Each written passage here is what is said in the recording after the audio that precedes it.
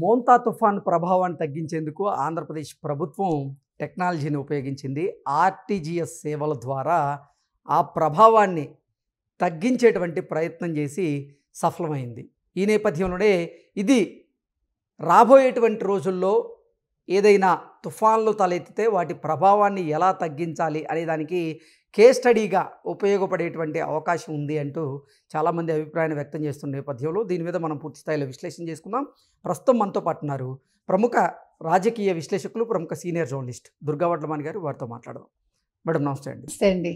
మొన్న ఆంధ్రప్రదేశ్లో వచ్చినటువంటి మోంతా తుఫాను ప్రభావాన్ని తగ్గించేందుకు ఆంధ్రప్రదేశ్ ప్రభుత్వం ఆచరించినటువంటి విధానం, అది రాబోయేటువంటి రోజుల్లో ఏదైనా తుఫాన్లు గనక వస్తే వాటి ప్రభావాన్ని తగ్గించేందుకు ఒక కేస్ స్టడీగా ఉపయోగపడుతుందని, మొన్న ఆంధ్రప్రదేశ్ ప్రభుత్వం ఆర్టీజీఎస్ సేవలను ఉపయోగించి ఈ తుఫాను ప్రభావాన్ని తగ్గించింది అంటూ చాలామంది వారి అభిప్రాయాన్ని వ్యక్తం చేస్తున్నారు. దీని మీద మీ అభిప్రాయం ఏమిటి? అంటే ఆర్టీజీఎస్ ద్వారా 602 డ్రోన్లు, 14,470 కెమెరాల అంటే సీసీటీవీ ఫుటేజ్ తోటి వీళ్ళు చాలా ప్రాణ నష్టం, ఆస్తి నష్టం జరగకుండా చూడగలిగారు.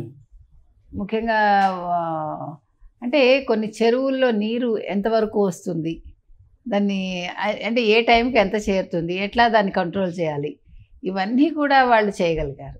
అంటే ఈసారి టెక్నాలజీ అనేది ముఖ్యంగా రియల్ టైం గవర్నెన్స్ అనేది చాలా బాగా పనిచేసింది. 2017లో రియల్ టైం గవర్నెన్స్ని చంద్రబాబు నాయుడు గారు ఇంప్లిమెంట్ చేయడం జరిగింది. ఈసారి దాన్ని చాలా సమర్థవంతంగా వీళ్ళు వాడుకున్నారు. దానివల్ల ప్రాణ నష్టం జరగకుండా, ఆస్తి నష్టం జరగకుండా చూడడంలో వాళ్ళు కృతకృత్యులయ్యారు. ముఖ్యంగా గతంలో మీరు కనుక చూసుకుంటే వాతావరణ శాఖ మీదే అందరూ ఆధారపడేవాళ్ళు. కొన్నిసార్లు వాతావరణ శాఖకు కూడా అందకుండా ప్రకృతి ఉండేది.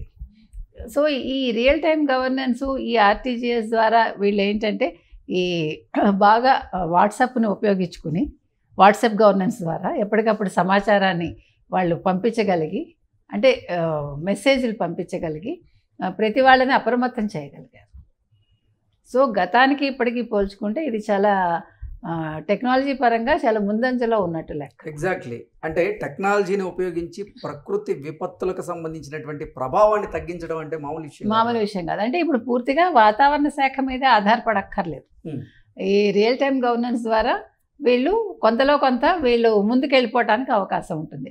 ఎక్కడెక్కడ ఉధృతి ఉంటుంది, ఎక్కడెక్కడ తగ్గుతుంది, తుఫాన్ ఎక్కడ తీరం దాటే అవకాశం ఉంది, ఇలాంటి అంశాలన్నీ కూడా మీకు ఈ రియల్ టైం గవర్నెన్స్ ద్వారా తెలుసుకోవడానికి వీళ్ళకి అవకాశం ఉంటుంది.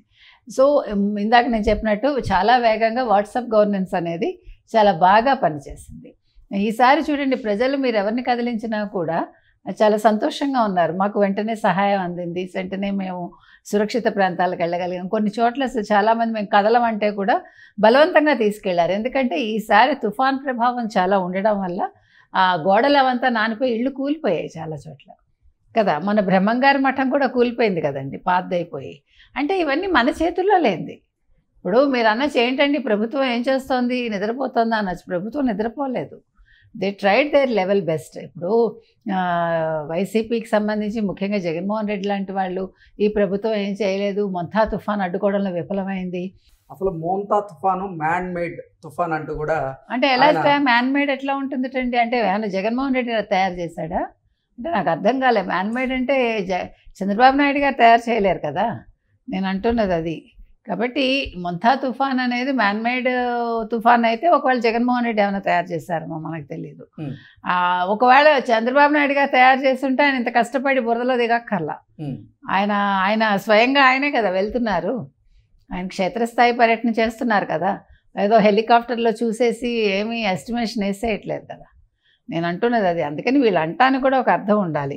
అయితే వీళ్ళు ఈసారి మానిటర్ చేశారు, అలర్ట్ చేశారు, రెస్క్యూ చేశారు. అంటే చూడండి ఎంత సైమల్టేనియస్గా అన్నీ చేయగలిగారు. ఓ పక్క చంద్రబాబు నాయుడు గారు, ఓ పక్క పవన్ కళ్యాణ్, ఇంకో పక్క లోకేష్, మంత్రులు ఎవరికి వాళ్ళు నిబద్ధతతో పనిచేశారు. లేకపోతే మొంతా అసలు ఈసారి ఎంత ఉధృతిగా ఉందండి. మనం చూసాము, చెట్లు పడిపోయాయి, మనుషులు చాలా ఇబ్బందులకు గురయ్యారు. ఇవి ప్రకృతి విలయాలకు ఎవరు ఏమీ చేయలేరు. గాలివాన అంటే అంతే కదా, గాలి వాన రెండూ కలిపి వస్తే ఏమవుతుంది, మనిషి కొట్టుకుపోతాడు. మనం ఎగిరిపోతాం కూడా కొన్నిసార్లు. అంటే ఎగిరిపోవడం అంటే మనంత బలంగా తోసేస్తుంది ఆ గాలి. కాబట్టి ఇవాళ ఎక్కడో ఒడ్డున కూర్చుని కబుర్లు చెప్పే జగన్మోహన్ రెడ్డి లాంటి వాళ్ళు మనం ఏం చేయలేం. కానీ మొంతా తుఫాన్, మ్యాన్ మేడ్ తుఫాన్ అంటాడు ఆయన. ఏంటో కొత్త కొత్తగా మాట్లాడతాడు. ప్రజల్లోకి వచ్చి మాట్లాడితే కొంచెం అర్థం ఉంటుంది, ఎవరు ఏమనరు. ఒక ప్రతిపక్ష నేత అనుకున్నప్పుడు మీరు చక్కగా మీ నియోజకవర్గానికి వెళ్ళి మీ నియోజకవర్గ ప్రజలతో మాట్లాడి, నాయన ఇది మ్యాన్ మేడ్ తుఫాను, చంద్రబాబు నాయుడు చేశాడు అని మీరు చెప్పగలిగితే ప్రతి నియోజకవర్గంలోనూ ప్రజలు ఎట్లా రియాక్ట్ అవుతారో మీకు కనిపిస్తుంది. ఇవాళ పీపుల్ ఆర్ సో హ్యాపీ. ఈ గవర్నమెంట్ మమ్మల్ని చాలా బాగా ఆదుకుంది. ఇంత పెద్ద తుఫాన్ని కూడా వాళ్ళు కట్టడి చేయగలిగారు. కట్టడి అంటే తుఫాన్ని ఎవడో ఆపడు, చేతులు ఇలా అడ్డు పెట్టేసి ఆపలేరుగా. కాకపోతే ఏంటంటే జరిగే ప్రాణ నష్టాన్ని తగ్గిస్తారు, మిగతా వాళ్ళకి సహాయక చర్యలు చేయగలుగుతారు, వాళ్ళని ఎక్కడికి తీసుకెళ్లాలో అక్కడ తీసుకెళ్ళి పెడతారు. దానికి బృందాలతోటి, అంటే రెస్క్యూ ఆపరేషన్ బృందాలు ఉంటాయి కదా, వాళ్ళతోటి వీళ్ళు సంఘటితమయ్యి వాళ్ళకి ఎప్పటికప్పుడు వీళ్ళు అలర్ట్ చేసి ఇగో ఫలానా చోటుకి వెళ్ళండి మీరు అని ఈ గవర్నెన్స్. అసలు ఈ మోంతా తుఫాను నేపథ్యంలో ఆంధ్రప్రదేశ్ ప్రభుత్వం అనుసరించినటువంటి విధానం ఏదైతే ఉందో అది రాబోయే రోజుల్లో తలెత్తేటువంటి తుఫాన్ల ప్రభావం తగ్గించేందుకు ఒక కేస్ స్టడీగా అయితే ఉపయోగపడుతుంది కదా. అంటే ప్రభావం తగ్గించవచ్చు. ఇప్పుడు తుఫాన్ ఎప్పుడొస్తుంది కొంచెం మనకు ముందు కొద్దిగా తెలిసే అవకాశం ఉంటుంది. 100% యూ కెనాట్ ఎక్యురేట్గా అని తెలిస్తే 100% తెలియదు. కాకపోతే ఏంటంటే వచ్చినప్పుడు ఎలాంటి చర్యలు తీసుకోవాలి, ఇట్లా ఇప్పుడు వాట్సాప్ గవర్నెన్స్, ఈ గవర్నెన్స్ ఇవన్నీ కూడా ఎప్పటికప్పుడు వాడటం వల్ల ఏమవుతుందంటే వాట్సాప్ టక్ టక్ టక్ కొన్ని వేల వాట్సాప్లు వెళ్ళిపోతాయి. సో ప్రజలకి సౌకర్యవంతంగా ఉంటుంది, గబగబా చూసుకుని వాళ్ళు ఇవన్నీ చేసుకోవటానికి ఉంటుంది. ఆ తర్వాత మనుషులకి మనం పంపించడానికి అక్కడ ఎవరైనా కన్సర్న్ పర్సన్ ఉంటే, నాయన నువ్వు ఫలానా చోటుకెళ్ళు, ఫలానా చోటుకెళ్ళు, లేకపోతే నీ మనుషులు పంపించు, ఫలానా వాళ్ళని రెస్క్యూ చెయ్యి, వరదల్లో చిక్కున్న వాళ్ళని డ్రోన్ల సహాయంతో కూడా కాపాడే.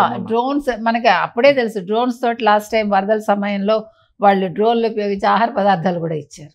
అంటే డ్రోన్ ఎలా వాడుకోవాలో కూడా తెలుసు. కాబట్టి ఇవాళ టెక్నాలజీ అనేది ఒక విపత్తుకు ఏ రకంగా ఉపయోగపడుతుంది అనేది ఇవాళ కూటమి ప్రభుత్వం నిరూపించగలిగింది. మీరు అన్నట్టుగా ఇది ఒక కేస్ స్టడీగా ఉండి ఫ్యూచర్లో ఎలాంటి విపత్తులు వచ్చినా రాకూడదనే కోరుకుంటాము. వస్తే త్వరితగతిన వాళ్ళని ఎట్లా రెస్క్యూ చేయొచ్చు, ఎట్లా వాళ్ళకి కావాల్సిన సహాయ సహకారాలు అందించవచ్చు అనే దాని మీద ఒక అవగాహన అయితే వచ్చింది. ఓకే అండి, thank you so much. Thank you.